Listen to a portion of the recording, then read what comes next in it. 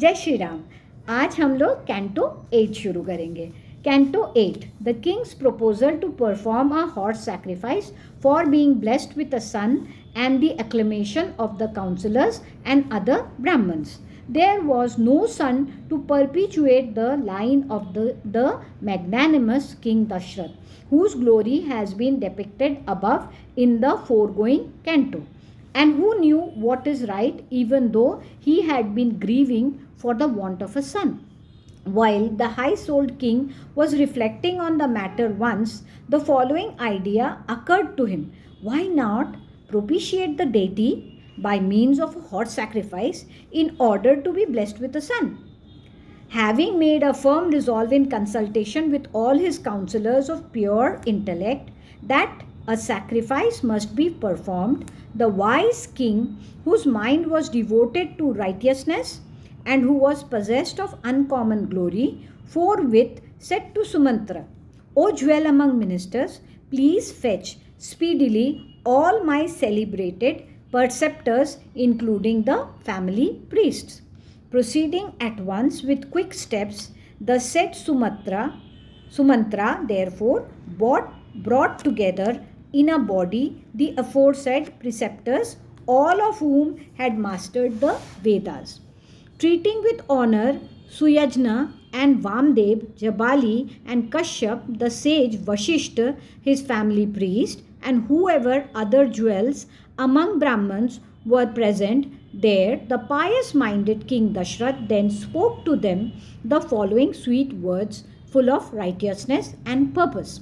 Indeed, there has been no joy for me, as I have been always wailing for a son all these years. In order to be blessed with a son, I shall propitiate the Lord through a horse sacrifice. Such is my intention. I therefore wish to perform the aforesaid sacrifice according to the rites prescribed in the scriptures. How shall I be able to attain the object of my desire? A plan towards this end may kindly be devised by you. Thereupon, all the Brahmins, headed by the sage Vashishta, acclaimed the aforesaid proposal, put forth by the king with his own mouth, in the words, Well conceived, excellent. Nay, highly pleased, they all tendered the following advice to Dashrath. The well known requisites for the performance of a horse sacrifice may be got together, and the horse to be sacrificed be released. Also, let a sacrificial ground be prepared on the northern bank of the holy Sharayu. Through the contemplated sacrifice, you will at all events get sons desired by you, O ruler of the earth. You to whom such a pious idea of getting a son has occurred. The king was pleased to hear the aforesaid utterance of the Brahmins. With eyes rolling through delight, the king then said to the ministers, Under orders of my preceptors, let the requisite materials for the sacrifice be got ready now. Let the sacrificial horse be released under the superintendence of 400 Kshatriya princes capable of guarding and controlling it, along with the archpriest who is required to pour oblations into the sacrificial fire at every stride the horse takes in the course of its wanderings over the globe. And let a sacrificial ground be prepared on the northern bank of the holy Sharayu. Let propitiatory rites intended to avert evils be elaborately gone through in proper order of sequence and in accordance with the scriptural ordinance. This horse sacrifice is capable of being accomplished by any and every monarch, provided there is no grievous transgression in the shape of omission of certain essential rites made in the course of this preeminent sacrificial performance. For the Brahmins that have attained the form of an ogre due to omission of mantras and rites, though well versed in the science of ritual acts and on the lookout for minor transgressions, in order to get an opportunity to spoil the sacrifice and thereby get the share of the gods. He who undertakes a sacrificial performance bereft of the prescribed procedure forthwith perishes. Therefore, steps may be taken to ensure that this sacrificial undertaking of mine is concluded in accordance with the prescribed procedure, for you are capable of doing all this. Hearing the aforesaid instructions of Dashrath, the king of kings, in order of sequence and treated with honor by the emperor, all these counselors said Amen. Likewise did the aforesaid Brahmins too, including the family and other priests who knew what is right, said Amen, felicitating Dashrath, a jewel among the kings, and then, permitted by him, all withdrew even as they came. Having sent away the aforesaid Brahmins, the emperor spoke to the ministers as follows: Let the sacrifice recommended by the priests be duly brought to a successful conclusion. Having said so and sent away the ministers present in the assembly, the highly intelligent Dashrath, a lion among the rulers of men, retired to his gynecium, seeking his favorite consorts mentioned above, entitled as they were to participate in the sacrifice. The aforesaid monarch then said to them, I shall perform a sacrifice for the sake of a son. Be prepared to undergo consecration for the said ceremony along with me. At the aforesaid utterance of their husband, which was most pleasing to hear, the lotus like faces of the glorious queens brightened, and like lotus flowers at the expiry of the cold season. Thus ends Canto 8 in the Bal Kand of the glorious Ramayan of Valmiki, the work of a rishi and the oldest epic. So क्या हुआ, मतलब सब कुछ ठीक चल रहा था, मगर एक तकलीफ थी, एक दुख था राजा का, और वो था कि उनके कोई संतान नहीं थे, एंड वो काफ़ी सालों से उसके लिए वो दुश्चिंता में रहते थे. तो उन्होंने एक बार ऐसे ही सोचा कि क्यों ना मैं कोई यज्ञ करूं. यज्ञ, बहुत से लोग कहते हैं कि यज्ञ में भी प्राप्त हो सकता है. तो उन्होंने जब अपना मन एकदम दृढ़ निश्चित कर लिया, तो उन्होंने अपने काउंसलर्स को, अपने मतलब सारे ऋषियों को, महर्षियों को, अपने कुल गुरु को, सबको बुलाया और उनको मतलब सुमंत्र को बुलाया और उनको बोला कि सबको बुला के लाओ. और सुमंत्रा ने सबको इकट्ठा किया, सभी लोग वहाँ पे आए. आने के बाद उन्होंने बोला कि देखिए बाकी सब तो ठीक है, मगर मुझे ना कोई अपने कोई खुशी नहीं है. मैं हमेशा एक संतान के लिए बहुत ही ज़्यादा व्याकुल रहता हूँ. तो आप लोग मुझे बताइए कि मैं क्या कर सकता हूँ. मैं सोच रहा हूँ कि मैं एक यज्ञ करूँ, अश्वमेध यज्ञ करूँ, ताकि मुझे संतान प्राप्ति हो. तो सारे ब्राह्मण जो थे, वशिष्ठ, महर्षि वशिष्ठ, उन्होंने बोला एकदम बढ़िया, आपने एकदम अच्छा सोचा है. और उन्होंने फिर बोला कि भाई एक तरीका होता है, एंड हम आपको पूरा गाइडेंस देंगे, हम आपको बताएंगे क्या क्या करना है, कैसे कैसे करना है. तो उन्होंने बताया कि उत्तर के दिशा, शरयू नदी के उत्तर के वहाँ पे एक वेदी बनाइए बड़ा सा, जहाँ पे आप वो यज्ञ करेंगे. एंड और फिर बोले कि आप लोग अपना मतलब अपना गाइडेंस देते रहिए. फिर उन्होंने अपने पूरे मंत्रियों को बोला कि भाई जैसे जैसे ये लोग बोल रहे हैं वैसे आप करिए. एक घोड़ा भी लेके आइए, और वो घोड़े को आप लोग 400 क्षत्रिय योद्धा के साथ भेजिए, जिनको मतलब उसका सुरक्षा करना है, वो घोड़े का सुरक्षा करना पड़ेगा. और उनके साथ आपको जो मेन पुरोहित है उनको भी भेजिए, क्योंकि हर कदम पे वो उनको घी वगैरह डालना पड़ेगा, वो मतलब जो भी रीति रिवाज है. एंड शरयू नदी के वहाँ पे आप वेदी इमीडिएटली बनाइए. एंड बोले उसके बाद उन्होंने बोला कि वो जो बोले जितनी भी रीति रिवाज है उसमें कोई त्रुटि नहीं होनी चाहिए.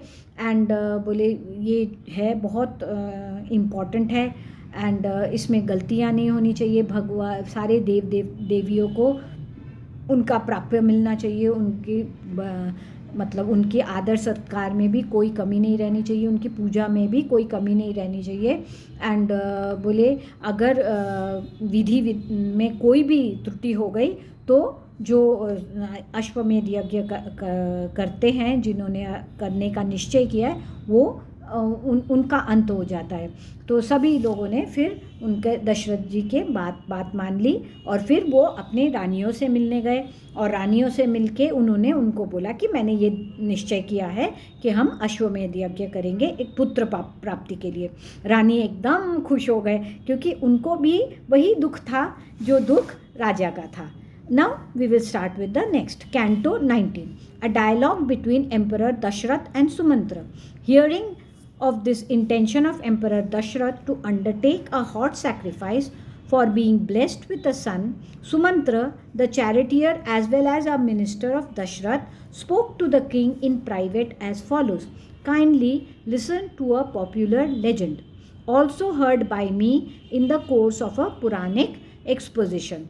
This expedient in the form of a hot sacrifice recommended by the priests Vashishta and others has also been heard of by me as the theme of a legend. The omniscient sage Sanat Kumar, O king, foretold of yore an anecdote in the presence of seers in connection with the future birth of 4 sons to you. The narrative as told by Sanat Kumar runs as under. There is a son born to the sage Kashyap and known by the name of Vibhandak, a son who will be known by the name of Rishagnya,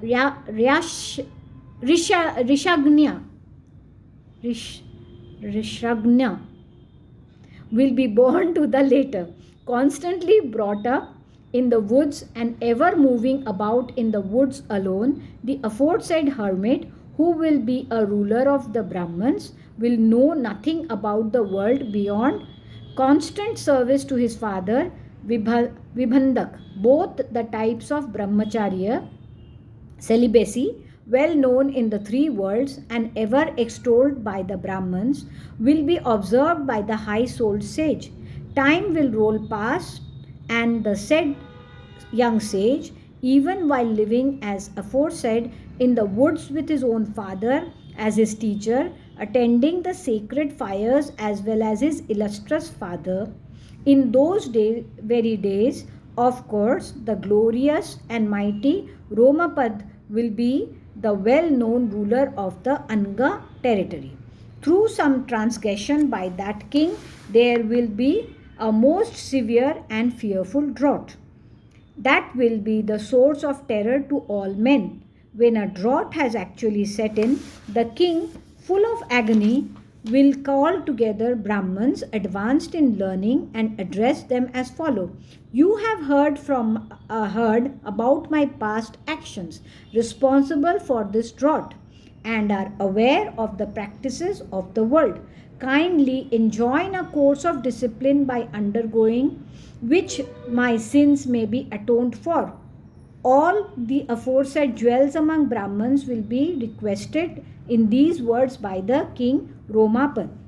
And the Brahmins, all masters of Vedas, will speak to the king as follows. Fetch here by all possible means the Rishi Rishringa,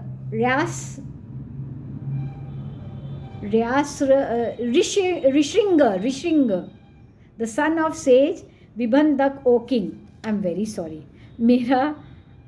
मैंने संस्कृत पढ़ा नहीं है, मेरी बहुत कमज़ोर है, please मुझे माफ़ कर दीजिएगा। ऋषिंग मुनि, हाँ, causing ऋषिंग Vibhandaka's son, a Brahmin well versed in the Vedas, to be brought with due reverence to your capital, O ruler of the earth. Give away to him in marriage to your daughter Santa, according to the scriptural ordinance, with a devout and unquestioning mind, O monarch. Hearing their suggestion, however, the king will fall a musing as to by what means that mighty sage can be brought to his capital. Having arrived at the conclusion in consultation with his counselors, the prudent king will then dispatch his family priest and ministers to bring with honor the young hermit with them. They will, however, be distressed to hear the king's command and with drooping faces submit as follows: We are not prepared to go, afraid as we are of Rishi Vibhandaka. Sringa's father, who was sure to curse those who would try to lure away the young hermit from his father's presence, and will try to pacify the king in order to avert his displeasure at their disobedience by assuring him that they would think out some other means of luring away the hermit and submit their proposals in that connection later.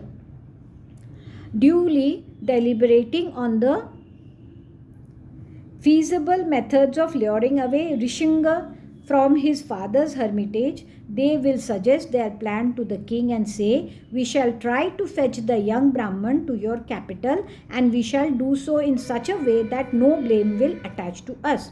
In this way, according to the suggestion of the family priest and the ministers of King Romapad, the Rishi's son Shringa will be caused by Romapad, the ruler of Anga territory, to be brought to his own capital through courtesans, when the rain god will cause clouds to send down rain, and Santa,